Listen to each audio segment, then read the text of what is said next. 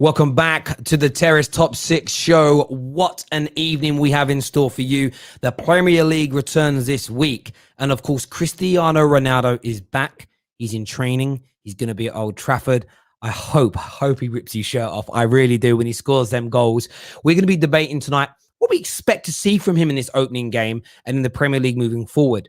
We're going to be previewing the top 6 that are in action, the big 6 that are in action this weekend, how we think their games are going to go. And we're going to be creating an ACCA, of course, in partnership with our title sponsor, Bet Victor, to do that.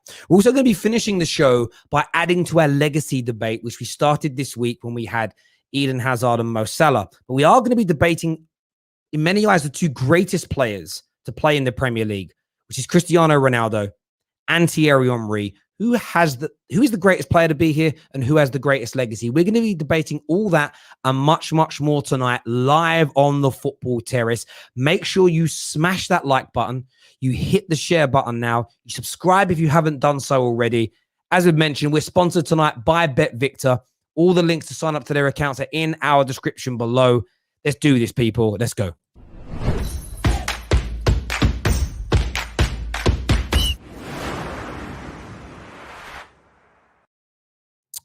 Evening all. How are we all doing? We good? Good, thank you. Good, thank you. International football is almost flipping over people. Yes. Premier League football is coming back. It's coming back. One more night. Just one more night of it to go. And I mean, I just don't watch it anymore. I can't. I love international tournaments, but this time it's just, it's dreadful. It's dreadful. It really, really is. But the Premier's back. There's so much to jump into tonight as well. But I did want to start on a really big topic over the last few days. And I wanted to go first to Cal because it kind of affects Liverpool. It feels like half your squad's gone. Brazilians are banned in the UK. And we're not talking about waxing here. We're talking like Brazilian players cannot play for 5 days. Like, legit. This is like Trump-style sanctions. Brazilian players out of here. Like, what's your reaction to that, Cal? What do you make of this madness from the Brazilian FA?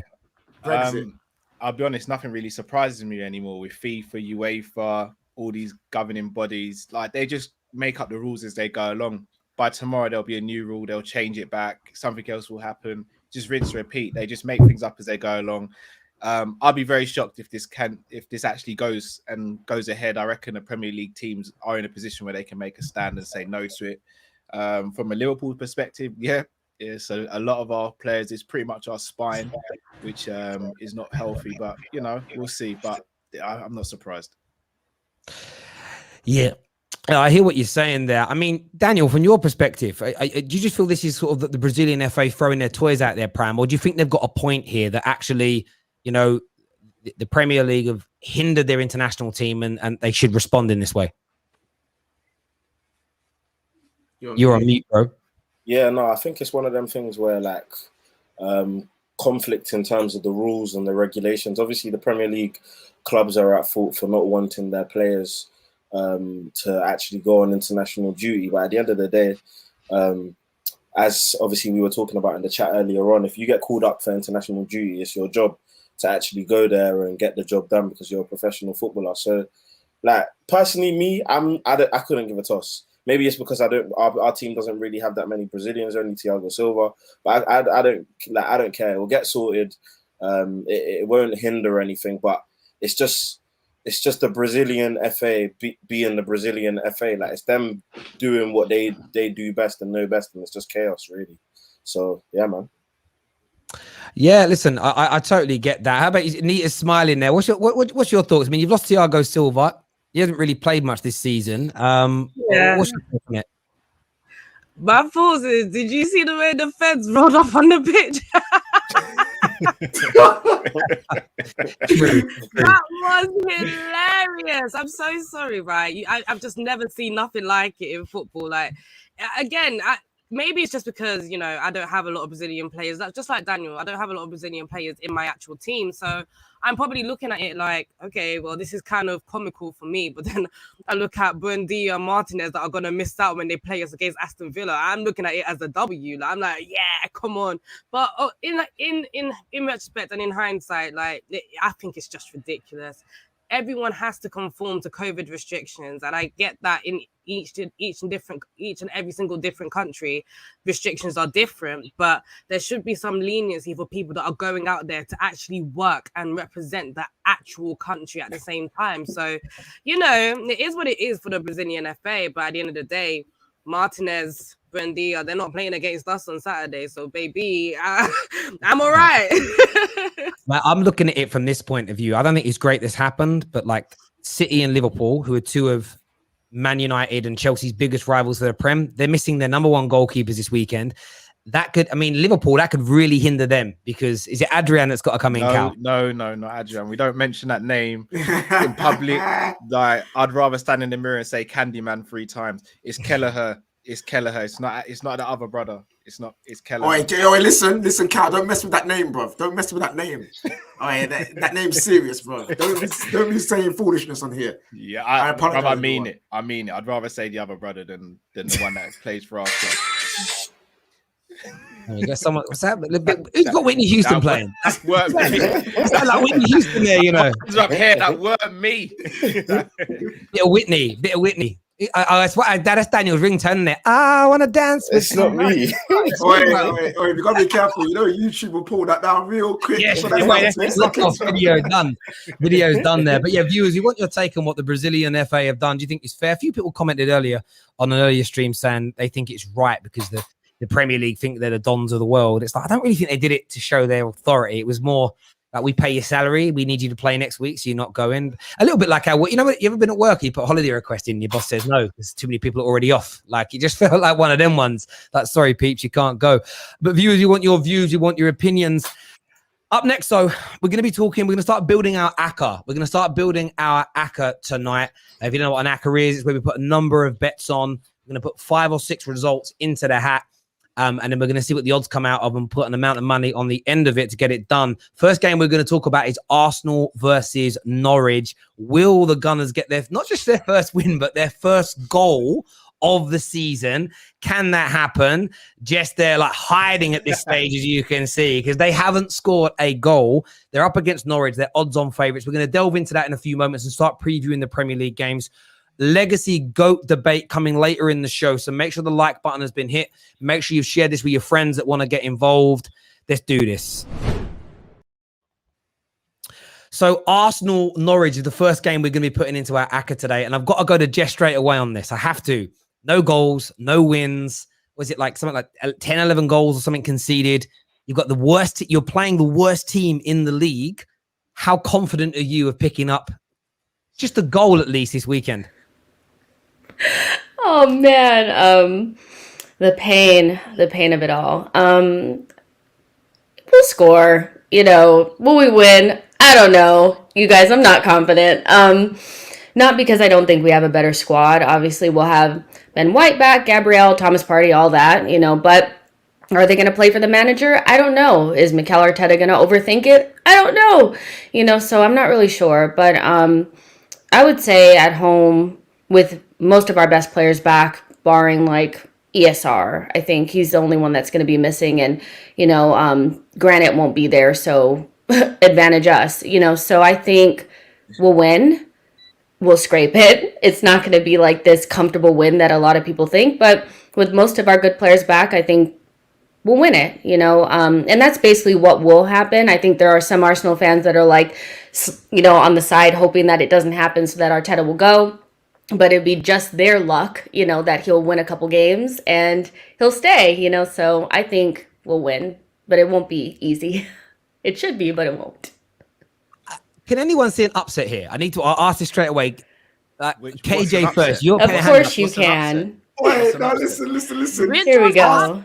Wait, Arsenal judge is finished. It's finished. It's gone.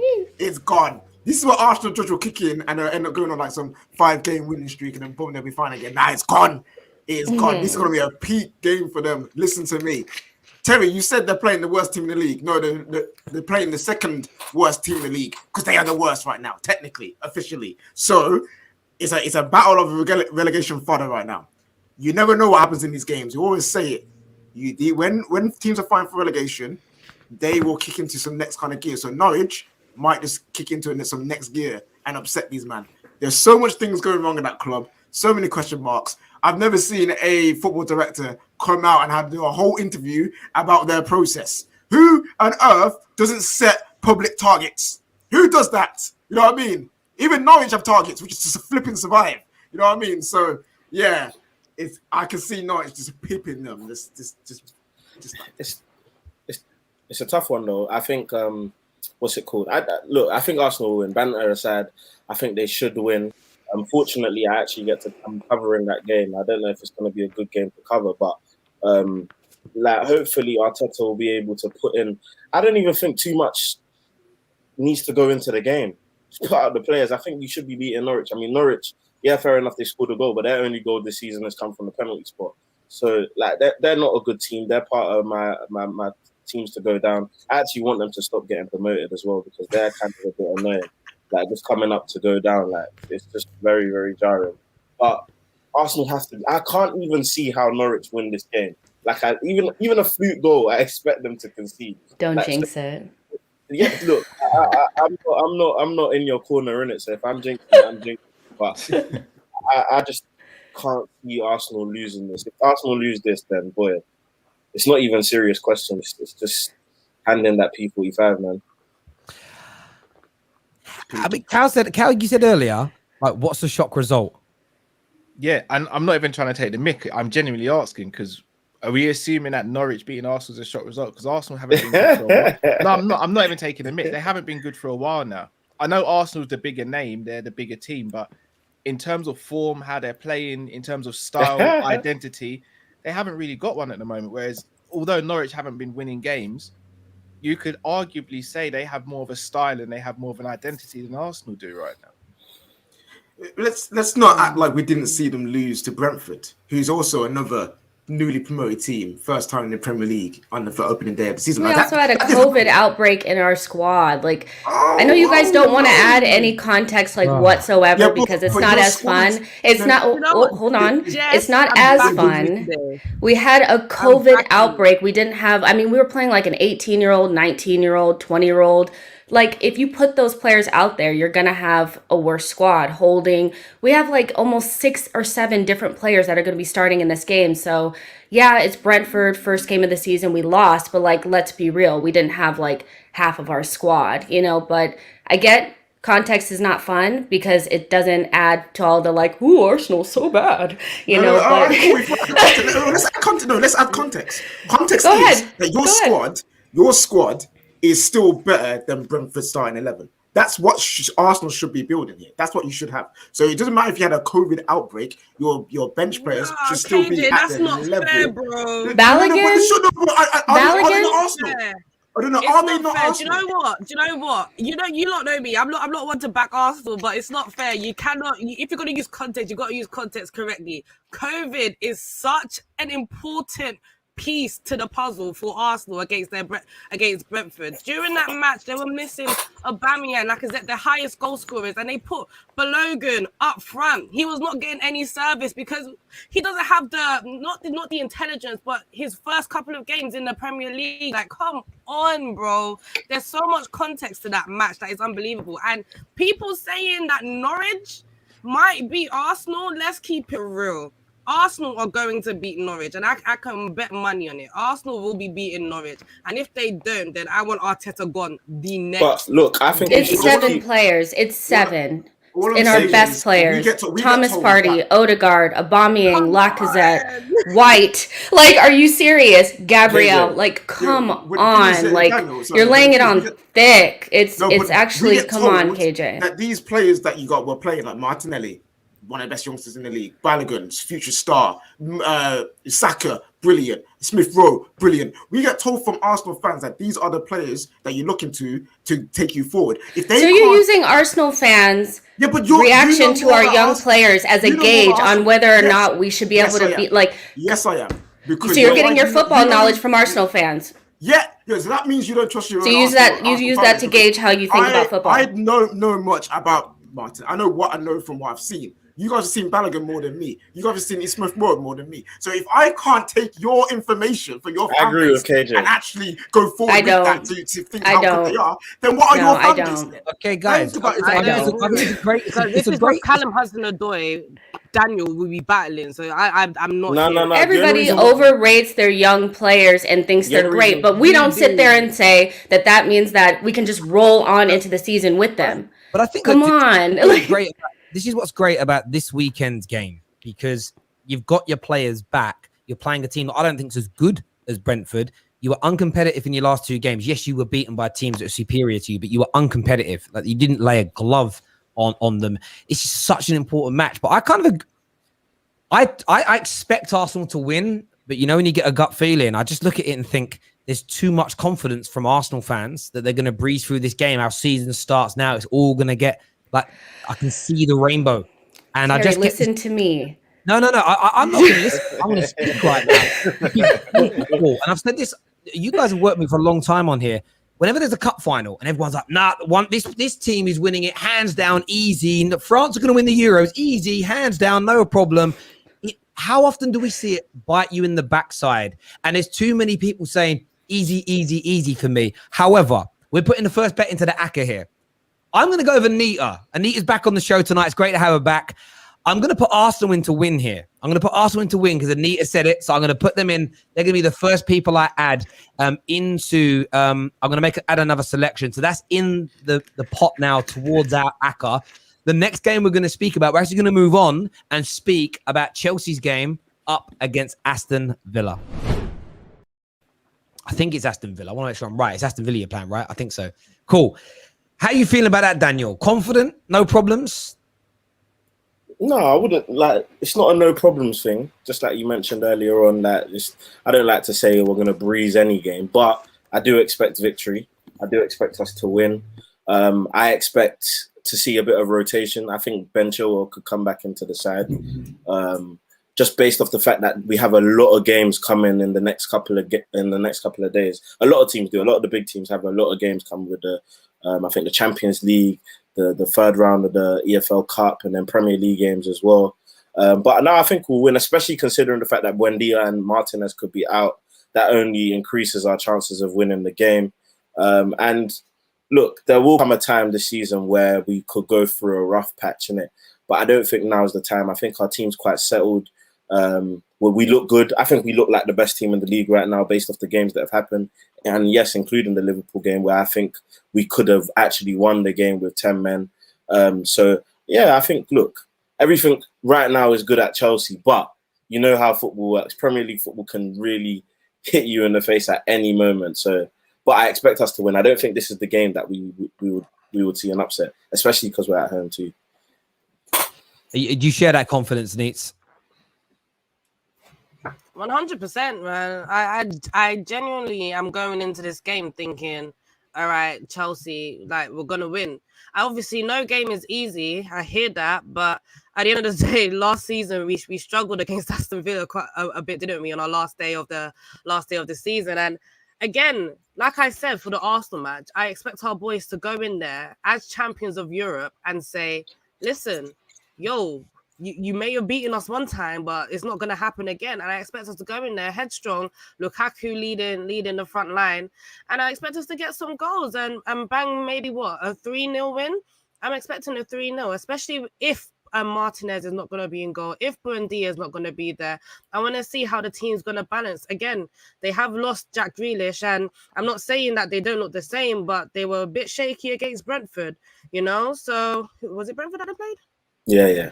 Yeah, it was Brentford. They were a bit shaky against Brentford. They didn't look as strong against Newcastle as well. So, again, I expect us to go in there and I expect us to take the 3 points. And we're the best team in the Premier League at the moment as it stands. And we do look the most confident. So, I expect us to go in with that confidence and get 3 points. Coming for that golden boot. These are when you want to be the golden boot winner, these are the games. These are the games, man. You stack up all those little single goals, those braces, and you some people call it stat padding. It's not. It's just scoring goals. But do you know what I mean? This is where you got to do it. What are you saying, Jess? You see an upset here? Like Villa have had I want to say a good record against Chelsea, but I've seen a lot of good Villa performance. Chelsea games in the Premier League era. Can you see a bit of an upset on the cards in this game on Saturday afternoon, or do you think this is a formality for this powerful Chelsea team under Tuchel? I think a formality is a little bit, maybe a stretch. I don't think Aston Villa is like a weak team, but they looked bullying Jess, not a good look. Tell just to pick a better team. That's but yeah, I think saying that it's just going to be like a walk in the park is a little bit far off. Without Martinez, I wonder what that back line will look like. They don't look as sturdy as they did last season, which is strange. You know, they were basically like unbeatable. You couldn't score on them last season. So I would say I don't see them scoring against Chelsea at all. So I would say Chelsea is going to win, but it's not going to be like 4-0. It's going to be like a 1-0, 2-0, something like that. But I would expect Chelsea to win. Without Buendia and without Martinez, it's going to be a difficult one, I think. Lamar Thomas here said, I secretly put $20 on Chelsea to go undefeated this year. Why not? Like, why not? Cal, I mean, do you look at this Chelsea team as being good? I mean, you saw them. They up until the red card, they slapped you all over Anfield. Whoa. No, they did. There's no whoa. I've been waiting for you. I've been waiting for you. No. Hey, I said Anita, today, whether Anita. I'm sick or not. Anita, I you- will see you today. I always start said these it. shows humble. You need to. I always Liverpool start these fans shows- watch the different game. They watch the different game. I start these shows humble, and Terry draws me out, and then Anita just adds spice, and now Daniel's just coming in and stirring the pot. And you know what's mad? Me and Anita Not don't even snapping rehearse us that. out. We just natural I chemistry. We know haven't what we're even doing. told Terry how I felt about the Liverpool match, but I knew you was on today, and I'm sick. I said no. I am coming on today. I even watched Coppish TV that day, and I left some messages in your comments, and you not aired me. Nah, I'm here. I'm here. Do you know what? You did. And do you know how you know you did? It was the noise coming out of Anfield after 20 minutes. Your fans, you could hear it in their voices. It was like, 20 minutes. they're really One half good. is 45 minutes, guys. Sorry? A half is 45 minutes. We speak about 20 minutes. No, you were getting battered for that whole first half. And do you know what? You had a good last few minutes and you got that penalty. Yeah, and it was a pen. And And what about Hendo's one-on-one that he missed? Was we getting battered then? but no one, but who was scared? I could let Hendo run through one-on-one all game. He's never scoring. Do you know, not with them hips. But we Do still, you know what I mean? still created chances though. Let's be real. Chelsea didn't carve us open. They scored from a set piece. Brilliant header by Kai Havertz, but they didn't carve us open. accident, by the way. No. I'm not even saying it was an accident. It was a fantastic header. It was like. Wait, header. what was an accident? That was a flick on, Shut brother. up, You guys know shut it. up, You shut guys know that. That was a flick on. That's because of the far post. That was no, a no, flick on. No, What is See the way the he no, angled his head. exactly? Do you know how silly that is, to the far post. KJ? That's silly. Bro. What is the point of flicking it onto the far post? The fact that someone could head it on or it could go in. Oh, legit, like that is a set piece thing. You put it into the near post, flick onto far post, and then boom, it goes in. If the player's on the end of it, he just happened to be lucky enough for it to go in the back of the net. It's all good, baby. Cool. It's all good. Trust, man. I can't wait for Ronaldo to score one of them. Oh yeah, when he does, he meant it. When he does, he meant it. Just like you guys now. When he does, he meant it. Trust. Anyway, Callum, sorry. Yeah, go I on. was enjoying that. Sorry. Back to Lamar's super chat. Could you see this Chelsea team going unbeaten or close to unbeaten this season? No, only nothing to do with Chelsea. I just think the league's so competitive. I do expect them to slip up. Plus, they won't just be putting all their eggs in one basket. They'll be going for a Champions League as well as probably a domestic trophy as well. I think the days of just of going undefeated in the Premier League, as we saw, we went on a really good run and we couldn't sustain it because the league is competitive. It catches up with you. And Chelsea have a great squad. They've got a really good manager. I just think they're going to have too many things going at the same time to maintain an undefeated record in the Premier League, especially when you look at Man United, Liverpool, Man City, even teams like Leicester and Tottenham. I don't think it's going to happen. Yeah, I don't think that's a bad call. Cal, bless up. Don't take the bait. Yes, Chelsea third this season. As man like Jamrock has got to say there. But I'm going to put my Chelsea prediction in now. I've already placed it, if I'm being honest, while we were talking. I put Chelsea in my ACCA to win. I think Chelsea are going to do this. Remember, sign up now. Keep this show going on the Football Terrace. Big things to come from it very, very soon as well. 2 shows per week starting next week to build up to Champions League football as well. Get signed up to your account now. Once you bet £5, you get a £30 free bet. There's a number of links in our description below. Of course, read the terms and conditions, and you must be over the age of 18 to do that. But that's Chelsea to win, Inter my Aka also. Next up, we're going to be talking Leicester. I can't believe this is a 3 p.m. kickoff on a Saturday. Leicester City versus Man City. I mean, yeah, I was shocked to see this was a 3 o'clock game as well. I mean, this was such a good tie for me. It's essentially a top 6 clash in terms of top 6 teams at the moment in terms of quality. Big 6 if you include Arsenal in that still. KJ, where are you at with this? As you can see with the odds below provided by BetVictor, like odds on favourites for Man City to win, 9-2 for Leicester to pick up the win, and 3-1 on a draw. Can you see without Edison, without the brilliant Gabriel Jesus, can you see any kind of slip up here at all from Man City, or do you think, you know what, they're just going to have too much power, too much quality for Leicester? You're on mute, bro. They'll be fine because they don't play with a goalkeeper anyway. They play with a midfielder who happens to be in nets. So when they actually might play better with an actual goalkeeper in goal, you know what I'm saying? They'll be fine. Leicester are a very good team. Let's not get it twisted. They're a very, very good team. They will be pushing for European places this season once again. Can they break into the top 4? I'm not too sure this year, but you know they're going to be there and thereabouts, so you can't take them lightly. I feel like the way that Man City play, they hold the ball, they keep the ball well, and they've got a strong defense as they normally do. Kyle Walker's like bang on form, so is Cancelo. The 2 centre backs are playing well. They will be fine. I feel like if they hold the ball, just keep doing what they normally do, they'll still win the game. Jamie Vardy isn't the same Vardy, you know what I'm saying?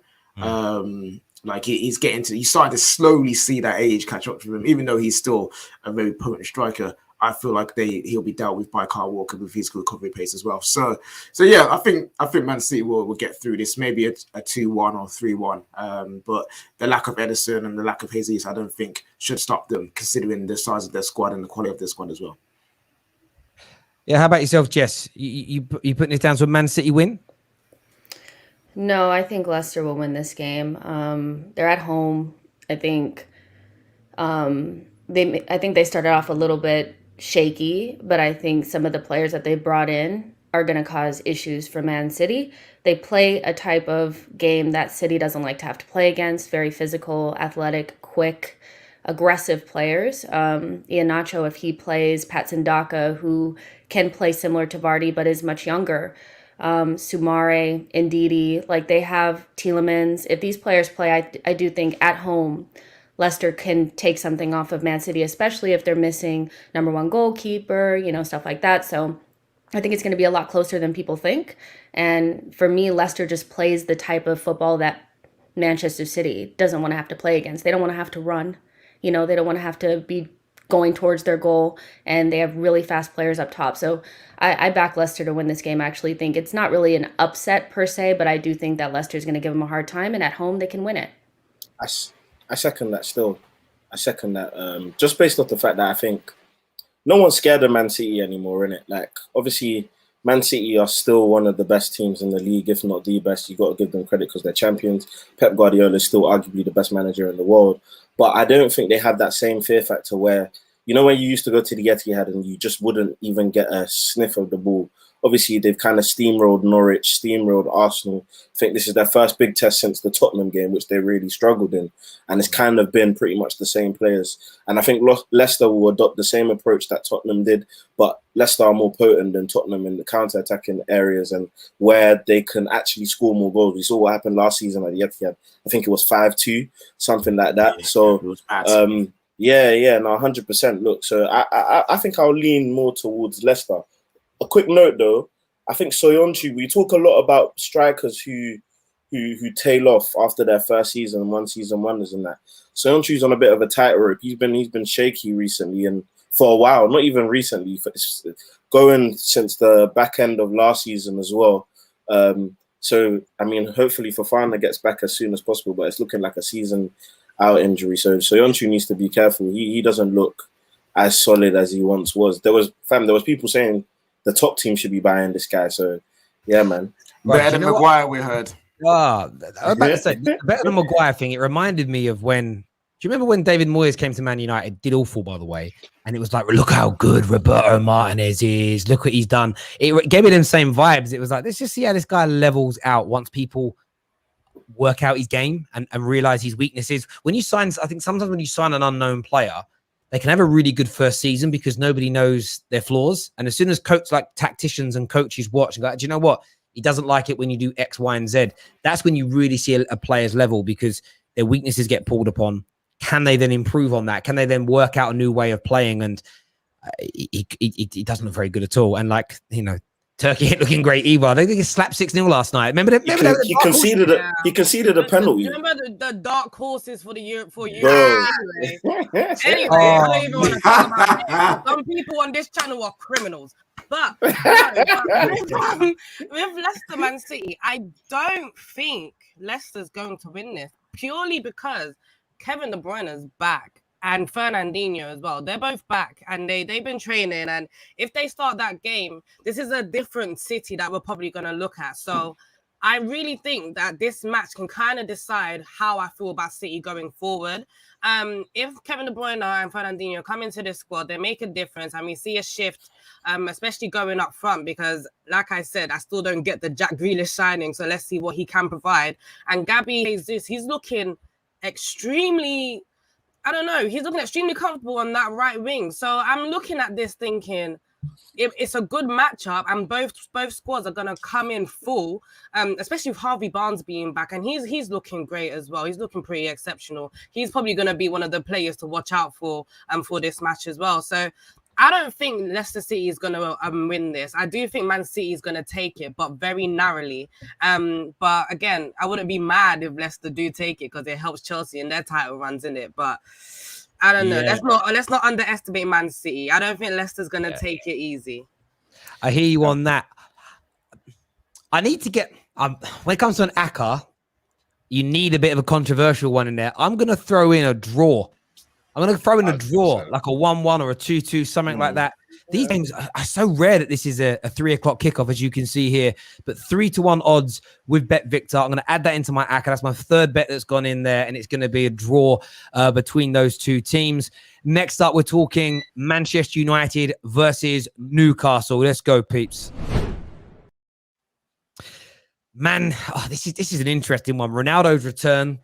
Man United, again, it's a 3 o'clock game. You've got literally like Leicester versus City and then Ronaldo's second debut not being shown on TV. Like, there's going to be a lot of searches on Google at about 5-2. I don't know what people are searching for, but there's going to be a lot of searches on Google.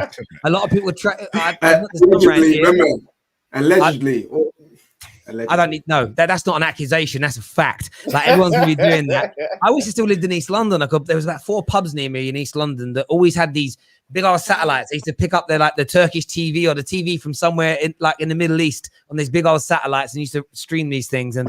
But yes, this game is going to be big. This game is going to be huge. KJ, I'm going to go to you first as a Man United fan. Let's talk about the game first. We'll talk about Ronaldo in a minute. What are you expecting? What are you expecting to see from Man United after a very disappointing performance against Wolves before the international break? Pretty much the same, really. I know Ronaldo coming in is going to be a big boost, but I don't see like a massive change going to happen yet. It's just still going to need time for him to settle in. So I feel like we're going to be much the same. We never really looked that great off international breaks anyway. Again, just another thing of Ollie's tenure. Like, it's just the way it is. And so it's going to be scrappy. Newcastle games are never clean recently. Like, I remember the away game last season, it took us till the 80-something minute to get the goal to take us into lead, and then from there we wanted to score 4 goals. But it was a struggle, it was a battle. Same against with the home game, again, a struggle and a battle. So Newcastle always love to turn up. I swear, if that Matty Longstaff kid scores against us again, I'm gonna flip, because my man scored 3 goals in the Premier League and 2 of them against United. I'm sick of seeing him and his brother, bruv. But yeah, I reckon we can still win this game. It's gonna be a scrappy one, but we'll get over the line in the end, and hopefully me and Kendall can argue in Midnight Vibes on Sunday about how our team is bad and ours just about quiet. Terry's looking like he's saying goodnight to his kids. Terry, Father of the Year, we'll love to see it. But yeah, we'll get the job done again. It won't be clean though, all pretty. Yeah, I don't know if about that. Clean or pretty. Cal, how about yourself? The greatest player in Premier League history returns. Second debut. Are you excited? Are you excited? Even a Liverpool fan, are you excited to see Ronnie back in the league? Are you actually excited to see it? I don't give a monkeys, bro. Honestly, liar. I don't. Look, I'm happy for you lot. Obviously, you lot have gone on a bender for the last couple of weeks speaking about Ronnie. Let's just make sure it doesn't come back to bite you in the backside. I do think you'll win this game. I think the keys to victory in this game is you keep St. Maximin quiet. You double up on him. You get the ball to your players, and they do the rest, to be honest. I don't think Newcastle have got anything that threatens Manchester United. I think you should win this game pretty comfortably. It should be about a 3 or 4-0 win in front of your home fans. Cristiano's back. Pogba's in the form of his life. Like, I don't get why there's that reservation to say, yeah, we're going to go and smack about Newcastle. Let's do because it. That's what always happens with United. We look like we're about to ascend into some next form, and then there's always that fake confidence. Then there's always that there's always that block of like we saw against Southampton. I just saw Daniel and Anita say with chest that they're going to beat Aston Villa. You lot got Newcastle. We're gonna. I didn't say. Did I say we'll lose? I said we'll beat them. KJ, yeah, we'll beat them. We'll beat them, but we're not. I'm saying it's not going to be pretty. Go on, Dan. Go on, Dan. No, I was literally just gonna say, like, you can already like see the script. It's just one of two things. You're either gonna smack them 4-5-0, or it's gonna be like a tight-ish game. One of them tight games, and Ronaldo is gonna score in the last minute, or something like that, or in the 80th minute, so that you can then take him off and give him a flipping standing ovation or something like that. And then so it's the script, like the Martial type of thing when Henry came back. Like, it's just the script is ready for Ronaldo to score, and he will. The perfect day. Like, you couldn't ask for a better team to have a debut against. You just couldn't. We're going to be going into what Ronaldo might do in that game a little bit later. I actually see us playing. I think we're going to play exceptionally well. I think because what helped us on the opening day of the season, Leeds are very white. They're very open. They're open. However, the noise, bringing out Rafael Varane before the game gave it that extra. You just felt the atmosphere. And I think even as someone who dislikes Man United, you'd have felt that through the television screen, and it gave the players a boost. Old Trafford, and I was a season ticket holder there when Ronaldo played, and for about 5 years after he left, that man's name was sung in every pub and every place before the game for hours, and it was sung during the game 3 or 4 times every week. He is, of course, he's adored by every Man United fan around the world, but Old Trafford, his name was just God.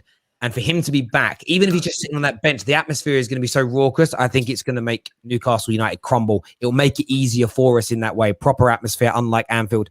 Like, it'll be serious. It'll be like, that's a myth. Your ground is a myth. Like, do you know what I mean? It's a myth. But, like, it's going to be. I'm only doing it to wind him up. I'm trying to throw him out. Kaz, we good. Kaz, I'm going to hold it back until next week when you lose to Newcastle, and then I'm coming.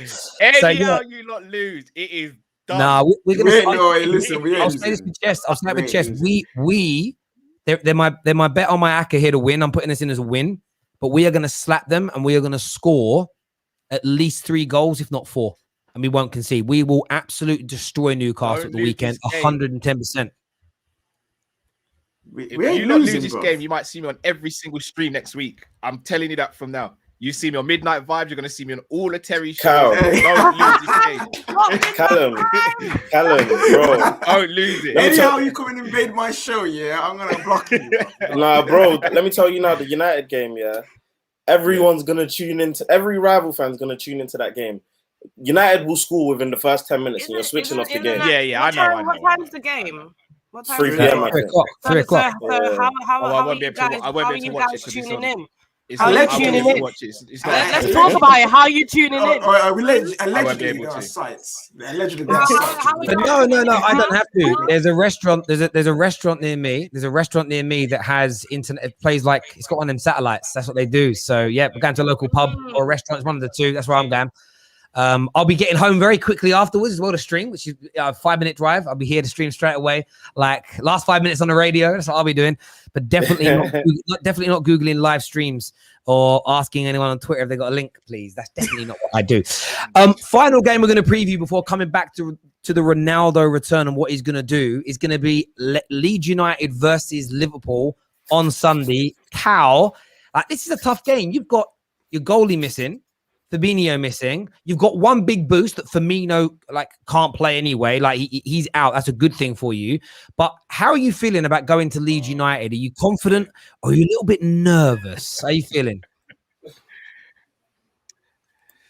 I wouldn't say I'm nervous. Obviously, I know they can beat us. They could get a draw. I wouldn't say I'm nervous. I think Leeds' style of football plays into our hands. And let's not forget, they'll be missing Rafinha, who in my opinion is their most dangerous player.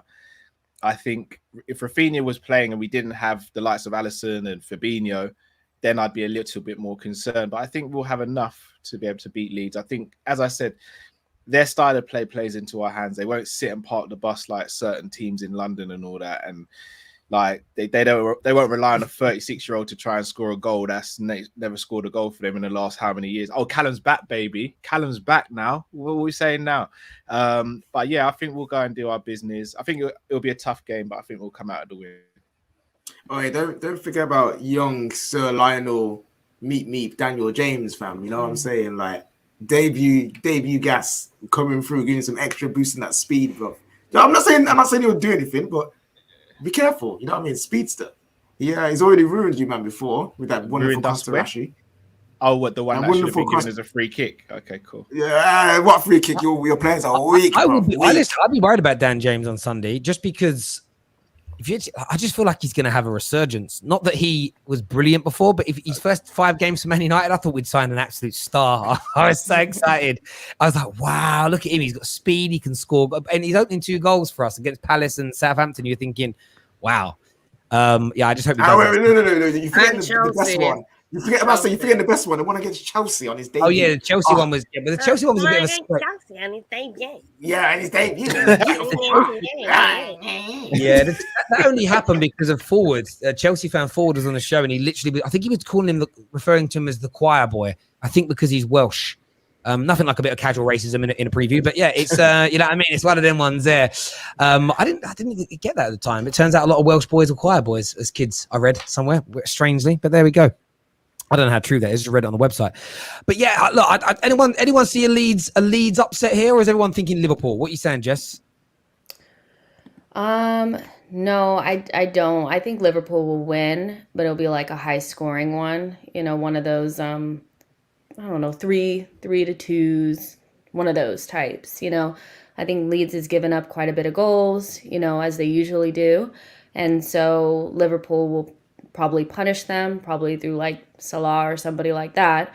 Might want to look at the Liverpool goalkeeper. He's going to give up at least 1 goal. Like, I think they'll give up at least 1. They'll look shaky without their number 1. So, but Liverpool is going to have too much because Leeds can't keep goals out, you know, so they'll press each other. And then what are you going to do after that? They'll give it up. So, yeah, I think Liverpool is going to win this one, but it's going to be high scoring. Hopefully an entertaining game because 2, you know, offensive teams playing against each other should be fun, right? It is, and it's annoying, really. There's so many games, only 1 game Sunday, and they've crammed all those other games into a Saturday. And understand that Champions League Monday as well. Oh yeah, I mean, no one's watching. It's just because of Champions League football and everything else, they could have just spread it a little bit. Do you know what I mean? They could have spread it a little bit, but they haven't. That's the way it's going to go. So in terms of my ACCA, before we go on to the Ronaldo return, little bets, what we've got here is Arsenal to beat Norwich. That could be my coupon breaker here. We've got Chelsea to beat Villa, Leicester versus City to be a draw, United to beat Newcastle, Liverpool to beat Leeds. I'm going to stick as an accumulator. £25 gets me a return of nearly 400 quid. Now we're seeing all those results together like that. What's the result that's making everyone nervous? That could be the one that ruins it for us. Oh, it's most definitely Leeds and Liverpool. 100%. 100%. No, go on. It's the United one for me. I think that would just like throw you, surprise you. No, it could. Wait. What happened to KJ? KJ, be confident. KJ, stay with chest and automatically. No. Daniel doesn't have to say it with chest. He doesn't support the team. Did you even hear the question? The question is, and fam, if you bet before, or if you used to bet, I don't know what the situation is, but when betting, like when you do ACCAs, yeah, it's the one result that you least expect that will throw you off. Yeah, like it will literally throw you off, and you're like, "What the hell?" Like, literally, I only needed this one to come through.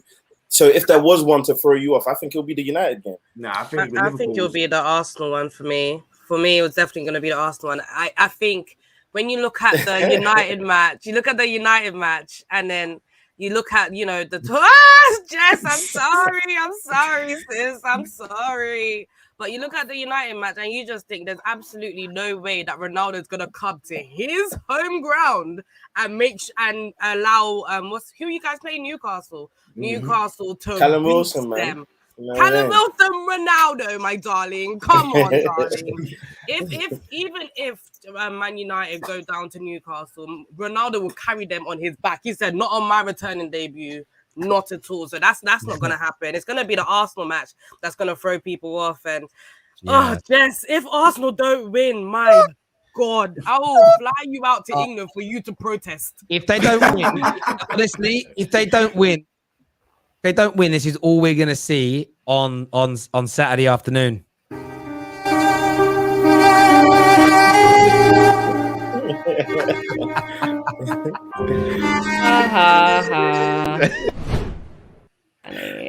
You do know the day that Arsenal will come good again if they ever do. Jess is coming for everyone, and everyone should be hiding. I hear that. Right, I'm gonna put the bet on now. I'm going to keep it as it is. That's £25 going on to that ACCA. Return of just under £400. Remember, you can repeat this same ACCA. Sign up to Bet Victor now. All the links are in the description below. Once you bet £5, remember, bet responsibly at all times. Once you bet £5, you get a £30 free bet. I'm putting that on. That's processing now. Make sure that's all done. All good. There we go. There we have it. It is been done. So that's successful. We'll clear that. Now, I want to go back to one thing. I want to go back here to the Man United game because I do want to talk about Cristiano Ronaldo for a second. We're going to move on to the Legends debate very, very soon. It's what I'm very excited about today. I want to go to play goal markets here. The question is Cristiano Ronaldo going to score? Do we actually think Ronaldo is going to score on his return? And if so, will it be the first goal, anytime, more than one? What are we thinking here? KJ, first of all, do you think Ronaldo is going to have a second debut to remember? Yes, hell yes, bro. Like, fun fact, the only hat-trick Ronaldo's ever got for Man United was against Newcastle.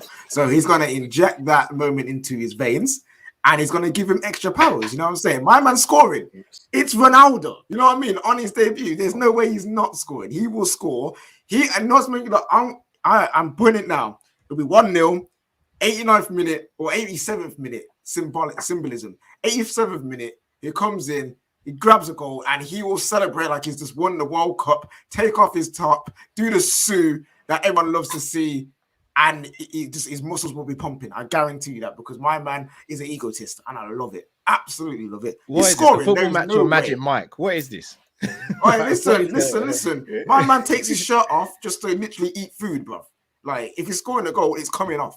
And I'm pretty sure most of the people, including most of the men in that crowd, would want to see that. So it's happening. Look, I think he's going to. We're going to get onto the legend debate later. I can't see him having a debut, and I can't see him not scoring at the weekend. Legitimately, it just doesn't. Yeah. It's got to happen. Steve Bruce will make sure of it. Yeah, make sure he scores. Yes, Steve Bruce. Yeah, he'll throw it, won't he? He'll throw it. He'll throw it. You'll like everyone part like the Red Sea. Go on, Ronnie. I'm not gonna lie. When it comes to Ronaldo, yeah, when he comes Stamford Bridge, yeah, and he scores and he does suit. Listen, if I'm in the audience doing the same thing, no one should at me. I'm gonna celebrate with him. I'm gonna celebrate with him. Nah, man, I'm gonna at you, man, because the only reason why everyone's gonna let me, Daniel, man, I'm not a Ronaldo stan. Like, I'm not a Ronaldo stan. Like, I appreciate what he does, but I'm not a stan. It's Sir Alex. He's the one everyone needs to blame with his chewing gum. Like, he's always roaming around. He's still got a lingering finger over the whole Premier League. Yeah, man. Whoa, man. Of God, we don't talk about. There's no blasphemy on this channel. Okay, there's no blasphemy on this channel here. Man, stinking the place up. I hear what you're saying, though. Do you know what I feel about Cristiano Ronaldo? I feel like he might save fandom because he was one of the first players to create this kind of thing where people, because he left England, it allowed a lot of fans of Premier League clubs to love him and be fanboys of him because he wasn't competing against Chelsea, Arsenal, Liverpool. It didn't matter because he wasn't here anymore. there must be so many youngsters now, millions in this country alone, or even more so, 50, 60 million around the world that are Ronaldo fanboys that support a Premier League club. And unless they support Man United, they've now got this conflict of interests of, do I support Ronaldo or do I support my club? Terry. And I honestly think you're going to start to see people support their clubs again because they're going to feel the pain of what it's like to see a superstar destroy you. And I'm praying it happens. I'm praying it happens. That's why all football fans should want Ronaldo to be successful, because he will fix and save fandom. Nah. Wow. The only issue with what you said is the first person to do that. First person to do that. Thierry Henry. Thierry, the king, the GOAT Henry is who started this fanboy stuff. Liking or loving, in fact, someone from another club started with Thierry Henry. He's the reason why KJ. Look, I can't wait. Wait. I can't wait for us to have this debate because KJ will not say a word. He won't lie about Ronaldo being his. KJ loves Henry more than he loves Ronaldo, and that's a fact. It's techie. We're gonna get onto that debate in a minute. I'm gonna put my second bet of the day on though. Sorry, I didn't mean to click on that one there. And I'm gonna go with Ronaldo to score a brace or more in the game. He's gonna score 2 or more goals this weekend. And I'm so confident I'm gonna stick 20 quid on that. I'm gonna put £20 of my hard-earned cash now live on the air. Ronaldo's getting a brace this weekend. That's bet. That's done. That is placed. He's scoring 2 goals. If he starts on the bench, I'm going to cry. But there we go. He's in. He's on it. But Terry, fire KJ if that's true. If it turns out that KJ loves an Arsenal player more than a Man United player, we are going to have major problems on the terrace today. There may be a job advertisement that goes up on the community page for midnight vibes. If we've got a Man United fan back in a gooner over his own. Smash the like and share button. Legacy debate now on the way, people. Legacy debate now on the way. Let's do this. We're going to talk Cristiano Ronaldo versus Thierry Henry for who's the greatest player to have played in the Premier League out of the two of them. But I do want to just touch on something within this conversation is when it comes to these legacy debates, I've heard a lot in the last few days. I've heard discount trophies 100%. It's all about individual awards and individual achievements. I've heard discount stats. It should just be about the eye test. I've heard discount eye test. It should be all about the stats. So I want to get people's gauges on that as well. Do we count the trophies? Do we count the stats? Do we count the personal awards? Do we discount any of them? How does it? Do we count all of them, which I think most normal people tend to think of? And we want to talk Cristiano Ronaldo here and Thierry Henry. And I'll throw this to Jess first of all, of course, as a gooner. Which of the two, in your opinion, and why is the greatest player to have played in the Premier League out of Henry and Cristiano Ronaldo? Well, it depends on what's your definition. You know, you can think about it from like Ronaldo's probably the best player to have graced the Premier League, but based on what he's achieved, you know what I mean, over his whole entire life. But he wasn't really in his prime at Manchester United, in my opinion. But Thierry Henry was. And he's one of the only players that I really know of that has stats to back him up, as well as the eye test. It's very difficult to do. I think he has, the most assists in the Premier League, tied with Kevin De Bruyne, but also in that same season, he had 24 goals, assisting goals. That's really difficult to do. And he was nice to watch. Dennis Bergkamp was a great player, but he didn't have the stats to back him up. So when you have 175 goals in 258 appearances or something like that, your stats back up the eye test as well. He was the most entertaining player to watch. He was a showman and entertainer. Some players are just stat patters. They just get a lot of stats. And that's not really why you watch football. Over the last couple of years, it's been how many goals does he have, how many assists and all of that. But back then, you watched because you actually really enjoyed it. And sometimes you looked up and the guy didn't even have that many, stats to his name. So for me, it's Thierry Henry. And it's really not even a conversation because Ronaldo's main achievements, in my opinion, individually came outside of Manchester United. So I don't know. That's just me. I don't think he played his prime there, and Thierry did. And he's special and Ronaldo is. But, Ronaldo's best times overall for me weren't at Manchester United. So, but he's the best to ever grace the Premier League. I see KJ. I see you're like, I'm saying he's the best player to have ever graced the Premier League because he's like his quality, like he's up there. He's a GOAT, you know, but Thierry Henry, best player to have ever played in the Premier League based on what he did there. I think that's a fair argument, to be honest. So I'm not sitting there saying what he's saying is completely wrong. Part of me, what I'm thinking about is like, yes, his best years per se weren't at Manchester United. That is true. You can look at the numbers. You can look at all the accolades that he got at Real Madrid. Those were his best years. But his best years are all the way up here. And that those last few seasons at Manchester United are still ridiculously high. You got to remember, is he the last player from the Premier League to win the Ballon d'Or? Ronaldo won that at Manchester United. He won his first Ballon d'Or at Manchester United. He won his first Champions League at Manchester United. His first league at Manchester United. So to say that his best weren't away from United, but look what he still did at that football club. He did a 3P while at Manchester United. He's never done a 3P in Spain. He did a 3P in the Champions League, which is very impressive. I'll give him that as a ridiculous stat.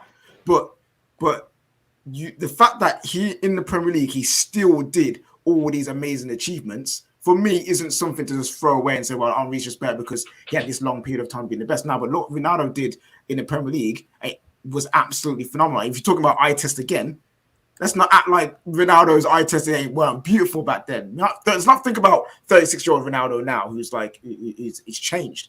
Ronaldo back then, when he was young in his 20s, 21, 22, 23, 24, was doing some absolutely ridiculous stuff with the football, without the football. Some of the goals that he scored for Manchester United, one of the probably, in my opinion, the greatest free kick I've ever seen against flipping Portsmouth.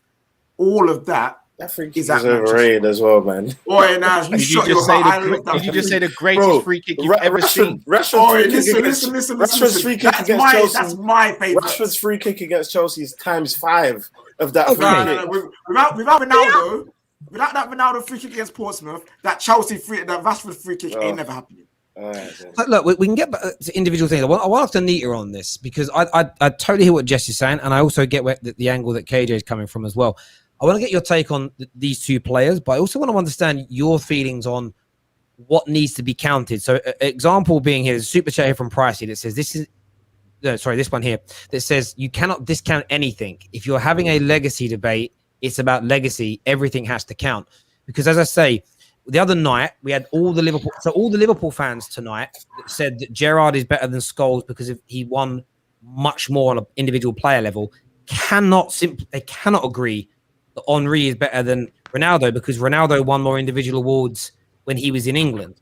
So do you get my point? Like if you make a big stance and a big statement that it's all about individual awards, one won a Ballon d'Or, the other one didn't. That trumps it, like literally. So, but from your take, like what should be counted in a legacy debate, and which of the two has the better legacy or is the greatest player to have been in the Prem? I mean, I guess it's just the definition of legacy. Are we putting it on the Premier League, solely on the Premier League, or as the players? Because if you're talking about the legacy of a player, it's a no-brainer that Ronaldo's legacy is clearly bigger than Henry's. You know, he stepped in several different clubs, and he's won what? He's won everywhere he's gone. You know, so it's definitely Ronaldo that has the bigger legacy. But at the same time, if we're talking about just the Premier League, who has the bigger legacy in the Premier League, it's Henry. Because you talk about who's the best player to ever grace the Premier League, people will say Henry. And it's kind of, this conversation wouldn't really be happening if Ronaldo wasn't returning. And I stand by that because back in the day on this channel, like we'd have debates about why Henry is the best player to ever play in the Premier League, you know, and it would never really be a conversation of Ronaldo. It's just because he's returning now that everyone wants to now talk about whether Ronaldo does have the best legacy. And it depends how Ronaldo does end the season and, you know, the next couple of seasons that he stays with United, and whether his legacy in the Premier League is better than Henry's. It will depend, but Henry is the king of the Premier League, and that is undebatable for me. But when it comes to their actual legacies as players, Cristiano Ronaldo probably trumps everyone apart from Lionel Messi.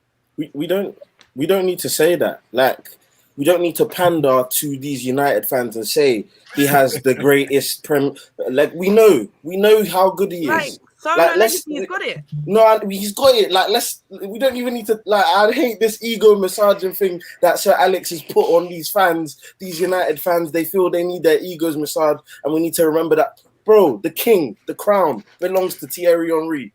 I'm sorry, Mike. Okay. The crown. Okay. No, wait. What I need you to do for me, and what I need you to do, is no one yet has said why. I was about to lay it out. Cool. I want to get to the why here. We've had a lot of whats and hows, but cool. Why is it so undebatable?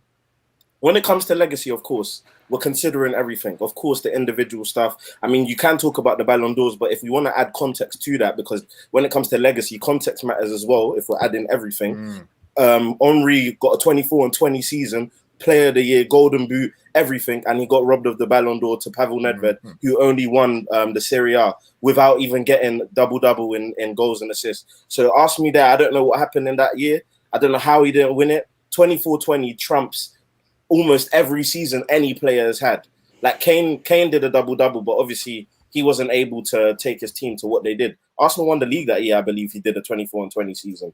So there's one thing. He was this main striker in the Invincible season, one of the best seasons ever. You have Arsenal fans who even say it's the number one season ever. That's better than any season that Ronaldo has had, and he was the centerpiece, the focal point of that. Fair enough, people want to talk about the Champions League and whatnot, but we're talking about Premier League. We're talking about what did each player do in the Premier League, and I would make the argument that Ronaldo had 2 top-end world-class seasons in the Premier League. Some United fans might say 3, but I don't class the first one as the main season. I want to see you do it with the longevity, and I would say he had 2 at the very top. The 42-goal season, and I think the season before he left, he grabbed about 18 goals in 33 games, something like that. It's vague in my head. Henry had 6 solid seasons of 20, 20, 20, 20, 20 every single season. And his first 2 seasons in the Premier League, Terry, and I believe KJ, you would even remember very, very clearly, they even said he struggled. They said Henry took a while to get adapted to the Premier League and whatnot. Came out as a winger. Wenger moved him to a striker. Let me remind you guys, he scored 17 goals in his first 2 seasons. So 17 in his first year, 17 in the second year in the Premier League. And people were saying he struggled. Imagine someone scored 17 right now. I believe he came to the Premier League when he was 21, something like that. He was like 21. Yeah, 21, something like that. Yeah, he was still young. 3 years older than Ronaldo. Yeah, that's not. I don't think that comes into the debate. When you come to the Premier League is when you come to the Premier League. We're talking about legacy now, and Henry stayed for about. So you would judge a 21-year-old the same as an 18-year-old who's played 5 professional games before starting. You would do that. You kind of have to in the context of the argument. Exactly, in the context of legacy. Why? Explain that. No, that's fine. I want that bit explained to me. Why? Because we're speaking about their performance. Sorry to cut you there, Daniel. No, go on. The reason why I don't think it's a relevant argument to speak about someone's age is because you're judging them both in their periods at the league. You're judging them both in their periods in the Premier League. Okay. For me, it's nothing to do with age. If we were talking about a whole career or we talk about individual seasons, then yes, I think you can make that debate with regards to, I don't know, ages and things like that. When it comes to this, I don't think that should matter, in my opinion. I think you have to look at when they first came to the Premier League to when they left the Premier League.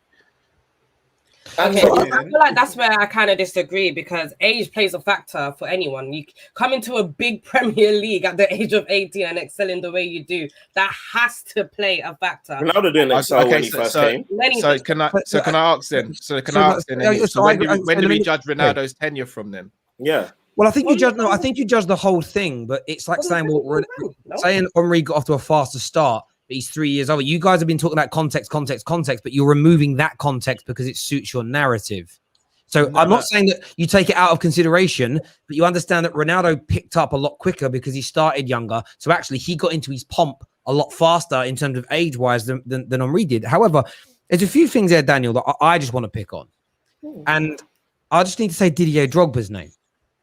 I just need to say Didier Drogba, because you've just said like the legacy of, and when we're talking legacy on our debate this week, we've spoken about their legacy in the English game. So it does for me include what they do in cups and in finals and in Euros.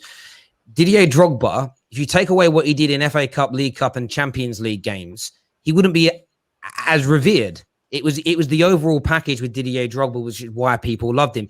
If you remove the 2 most famous games that Steven Gerrard had for Liverpool, then that would damage his Premier League era because his Champions League exploits and his FA Cup final in 2006, I think wouldn't exist. So we don't remove it for Gerrard, we don't remove it for Drogba, but we're going to remove Ronaldo's European and Cup exploits because it fits the Thierry Henry agenda. No, because when it comes to their legacy in the English game, when it comes to European football, Cristiano Ronaldo at a younger age, in less time, destroys what Henry did. He scored in multiple finals and he won everything. So I think that's something that we shouldn't discount in this. And I actually, by the way, don't think that I'd put Ronaldo above Henry at this moment in time. This conversation's really come about in the last few days because I agree when we spoke Goats before, I've always put Henry at number one. But my bugbear has always been how when the debate comes up, too many people just want to shut it down. No, it has to be Henry. And I'm thinking, why? Ronaldo's now coming back to 36. Not a shutdown. It shouldn't be a shutdown. But we're trying to shut it down for Ronaldo, who is the greatest, first or second greatest footballer of our generation, either one of those two things. My question now is,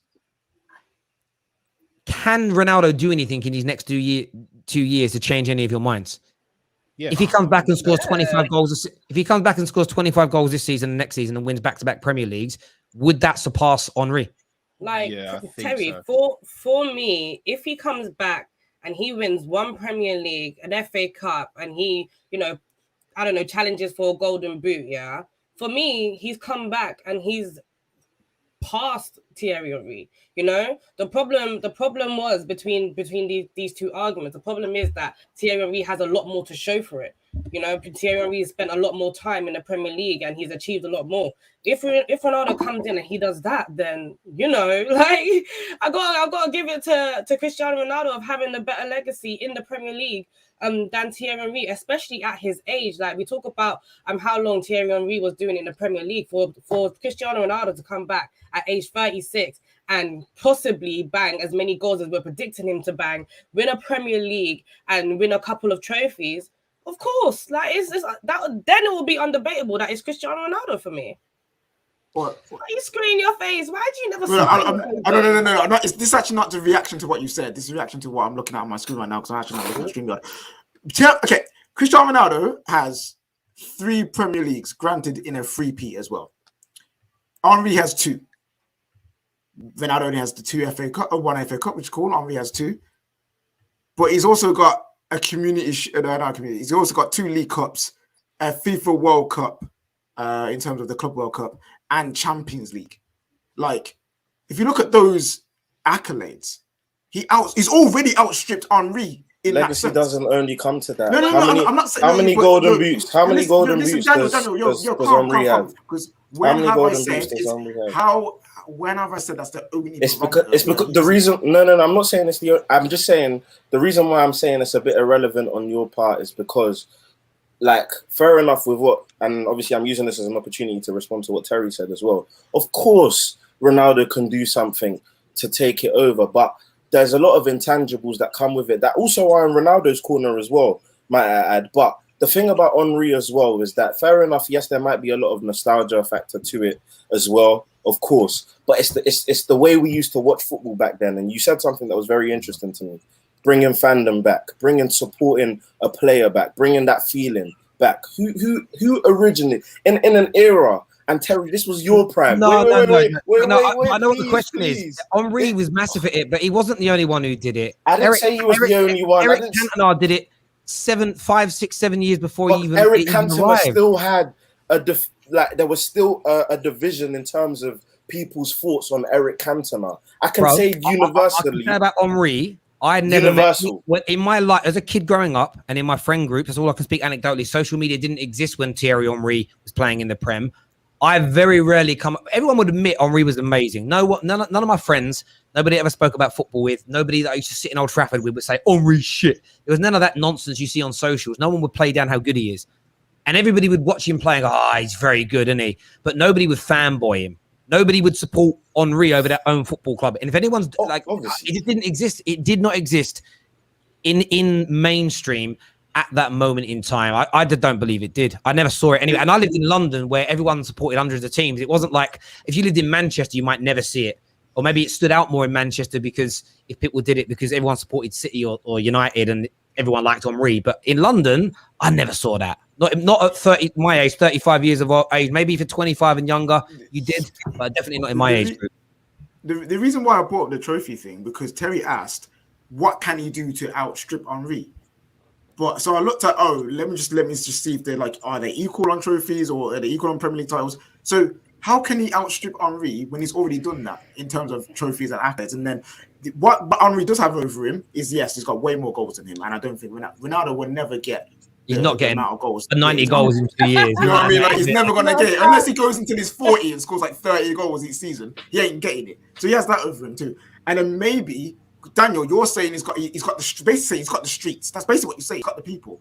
But Cristiano Ronaldo been having the people. You know what I mean? Like, he's got the people. Like, so for me, it's very hard to just sit here and say it has to be Henry. When Ronaldo, if you compare all these different things that you're saying you have to look at, is either equal to, just below, or basically ahead of him already.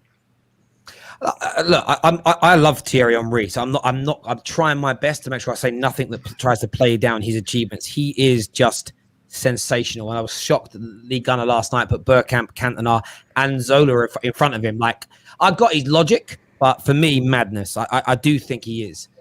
Even like little things though, like the goals and one being a striker. Like Ronaldo's first 3 years in the Prem, he played as a traditional winger, and we all know if a traditional winger scored more than 8 goals in a season, that was looked at as sensational.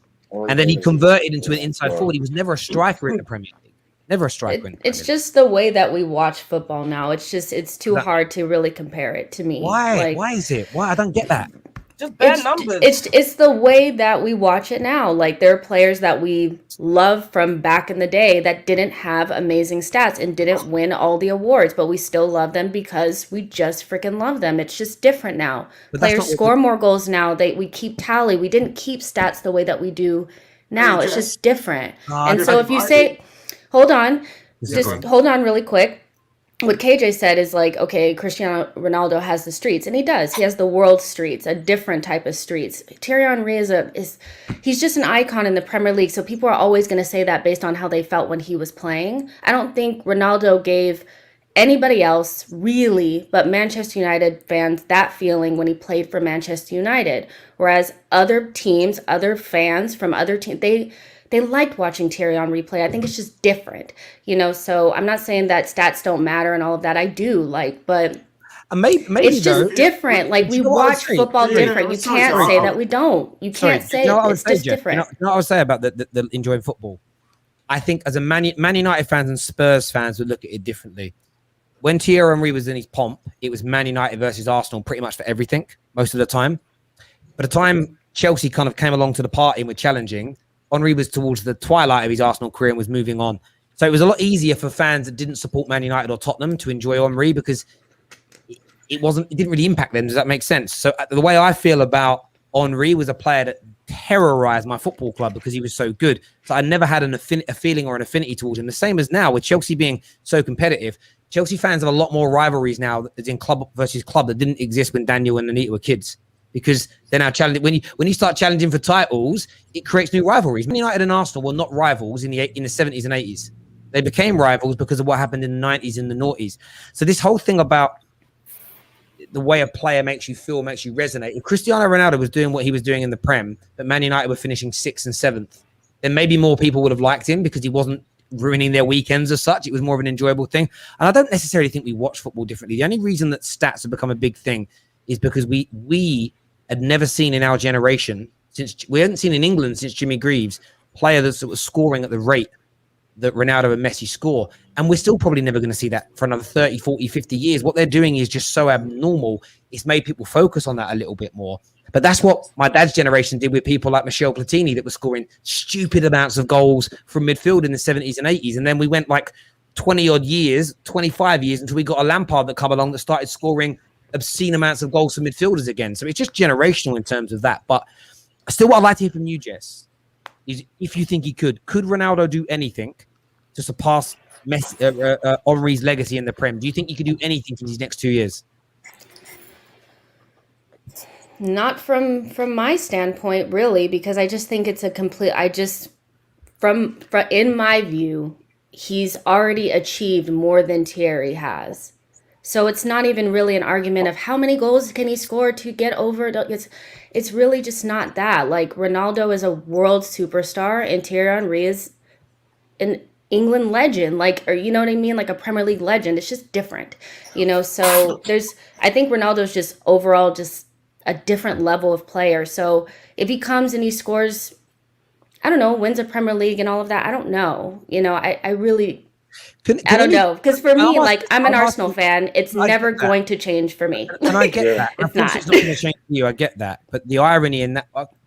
So, question I would ask is: can anyone do anything to ever surpass Henry, or No. is it just going to be forever? Like, what has to? I'm really intrigued to know. Terry, it can, with the Ronaldo thing, obviously, less so coming from Jess. Obviously, she's an Arsenal fan, and I actually like that answer because if anyone was to talk to me about Drogba, like, it's Drogba and that's it. Like, I'm not even hearing anything else in the conversation. But for the sake of debate, of course, when I'm debating stuff, when I'm talking to people on a platform, of course, Ronaldo can do stuff, and there's something he can do to surpass him. However, for me personally, what I've seen and what Henry did for me, and me enjoying football, and someone who like made me watch and enjoy football as well, I think Ronaldinho had that same effect. Look, there's some people till this day who will die on the hill that Ronaldinho is the greatest player of all time. They don't care what Have you Messi seen and his Ronaldo have stats? been doing. Have you Like, seen his his stats are stats? awful. Come on now.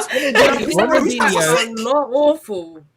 No, they're not awful. Ronaldinho's stats are flipping sick, bro. Ronaldinho's stats are No. I wouldn't, in terms- respect to the greatness that he's put on, his stats aren't great. No. I disagree. See, Okay, again, cool. I think Zinedine Zidane.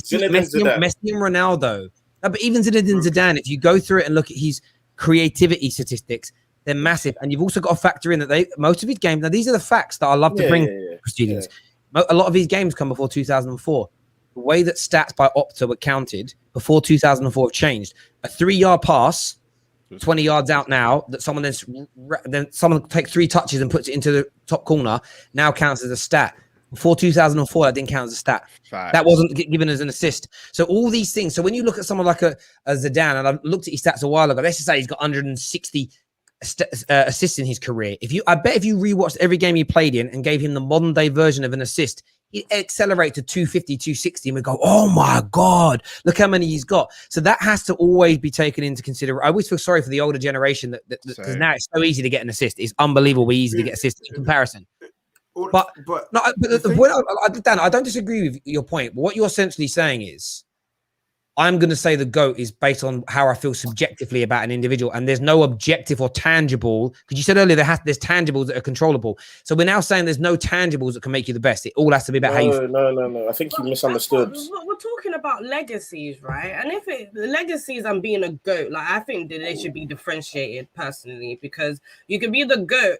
Like, Ronaldo undoubtedly is one of the 2 GOATs in this world, undoubtedly. But Henry's legacy and Cristiano Ronaldo's legacy are 2 different things. Like, if we're going to do a legacy debate, let's keep it legacy and let's keep the GOATness out of it, because that just puts Ronaldo ahead of him instantly. So yeah, sorry, just wanted to pop. No, but Anita, I think the intangible I'm struggling to explain. Like, this is how I'm going to try and end it. The intangible I'm struggling to explain is just something I call the feeling.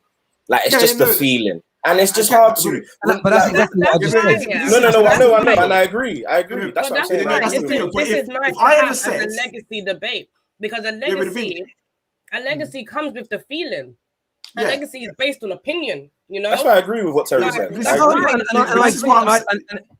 on, KJ. This is what I'm saying. If I ever come out and said the legacy of Alan Saint-Maximin is a massive, because the way it made me feel, because when I watch him play football, we're talking about Thierry Henry. Like, you already have to be a certain level of player. Like, come on. Yeah, come on. KJ finished his point. He's making a point. He isn't saying Max. Just let him finish. If I said that, and it's based off the way I flip and feel, then anyone can have a legacy that's sick. There has to be other things that uphold it. So, like, the feeling's good. And where KJ's right, and of course subjectivity comes in. So the example I would give is this: Leicester winning the league title the way they did as underdogs has to make them that's the greatest legacy win in it, like the greatest win ever, because it's the subjectivity feeling. But it isn't as great as winning a treble in a season.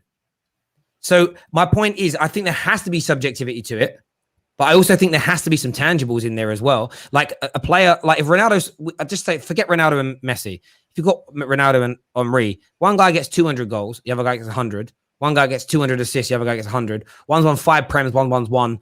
Like the one outweighs the other, but the other guy made you feel better. Is his legacy bigger? Is that what we're saying? It can still be bigger as long as you feel it.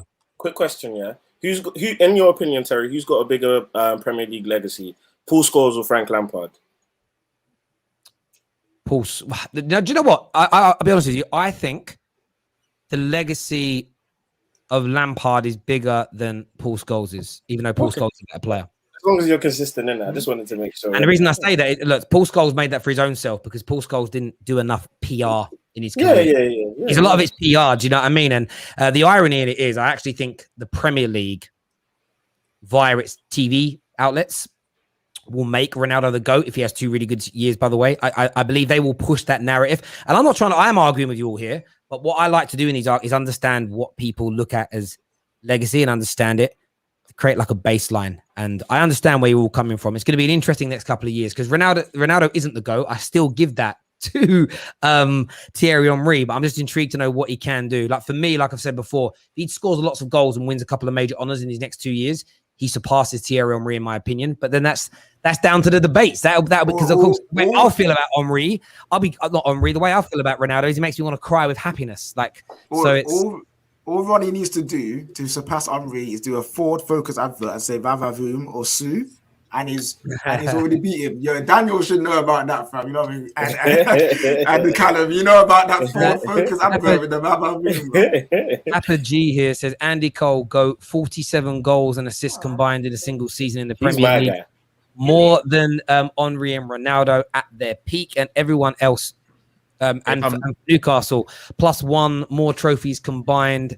Big disrespect. Andy Cole is actually probably the most disrespected. The most. Full stop. The most. Call Andy, bro. And this is where subjectivity and feelings has to be challenged because pundits said it. My dad used to say it. Because pundits said it, and journalists used to say it. Yeah, but he has to have 2 chances to score a goal. And then you get older and you learn to read, and you learn to read stats and you watch football more. And you're like, even Lionel Messi and Ronaldo, the 2 greatest goal scorers of our generation, literally only score like 18% of their shots. Salah and Kane. Exactly. So, but Andy Cole, it's followed him around his whole career. Yeah, but it takes him at least 3 or 4 chances to score a goal. It's like fucking every player takes 3 or 4 chances to score a goal. But Andy Cole just had this tag that followed him around Man United are weird like that though. We've got a number of players who won multiple league titles, Champions Leagues, everything, that are just so like Michael Carrick just is looked at like any next player in midfield. Dwight York is not even mentioned. Like he did like a 40+ goal season, and it doesn't even get spoken about. I tell you the defender we had. Now, he wasn't as good as Jaap Stam, but he was quality. Ronnie Johnson, really good defender. Like I'm not saying no one talks about him, but that's another conversation for another day. Dappy G, top man, and everyone who tuned in tonight. I really enjoyed the conversation, debate. Really good challenge with the team tonight in relation to the legend side of things. Remember to sign up to your Bet Victor accounts now if you want to keep these shows going and progressing forward. All the links are in our descriptions below. Bet £5, get a £30 free bet, but always do it responsibly. Anita, great to have you back on. Lots of comments about your hair looking really nice tonight, so that's good to see. Jess as well as ever, absolute pleasure. KJ, big up yourself, man like Daniel, and of course Cal sitting there. He kept himself cool tonight. I think next week's gonna be more fire. He didn't want it today. He didn't want it today. He didn't want it. All I'm saying, keep a spot open for me on every single show. We're back live doing this show. We're doing the show twice next week, Monday and Thursday. So Monday we're going to review. Terry, I'm not just talking about this show. I'm talking about every single show on your channel. I hear you, bro. We'll get you what links always in the group chat, bro. Links always there. Right, cool. But remember, Monday we're back to review the weekend and preview the start of the Champions League. And then we're back on Thursday to review the Champions League and, of course, preview the weekend next week. So make sure you stay tuned. Look out for the links coming out. Everyone who's tuned in, thank you. Smash that like and share button. Until next time, take care. Goodbye. God bless.